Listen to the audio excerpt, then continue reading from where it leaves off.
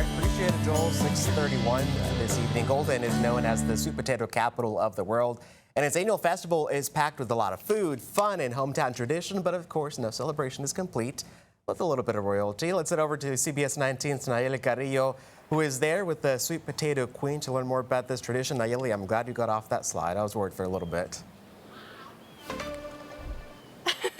Well, Jesus, we are feeling golden here in Golden. I am joined by the Golden Sweet Potato Festival Queen, Piper Hallman. Thank you so much for being here with us today. Yes, how are y'all doing? I'm doing amazing. I love your crown. We got to talk about the moment that you were crowned in this previous festival. Tell me what was going through your mind, what it felt like. So I was actually really nervous at first, leading up to it. We had a luncheon where we had an interview with 3 different judges, and we had a bunch of facts about Golden that we had to have memorized, and then just some personal questions as well. And then on top of that, that was 50%, and then the other 50% was our presence on stage. And that was probably the part I felt more prepared for, because I've been doing this for the last about 4 or 5 years. And so I was really excited and nervous at the same time. I had won 2 other titles, the Junior Miss Sweet Potato and the Sweet Potato Princess. And I've looked forward to the Queen ever since I was little, because my big sister got it, and I just look up to her, and so I felt like I had a lot of pressure, but also that I had a good chance.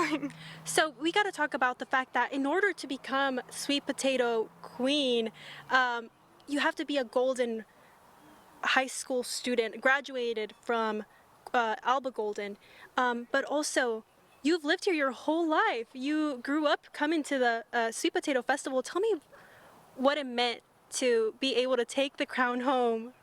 Well, it was honestly just, I don't even know how to describe it, because it was kind of shocking that wow, this is my last year competing, but just also very a proud moment, because I have been coming here ever since I can remember, and I just remember running around over here on our old playground that we used to have, and so it was just a really good moment in general. And for anybody that doesn't know, the Queen also takes a scholarship. Tell me about that scholarship and where you're going to be using it and what you're going to be using it for. So I was actually very blessed, and I got a $23,000 scholarship. It comes from an auction, and so we go through a whole auction, and then the last item, however much is bid on it, goes to me to use for school, which I'm going to get a bachelor's in communication sciences and disorders and become a speech therapist. And so pretty much all of the community just pours in. It's not just one person, it's several businesses and sometimes just individual people. And so it's just a really good moment and opportunity. That sounds amazing. Thank you so much for Piper for sharing a little bit about your how you became queen.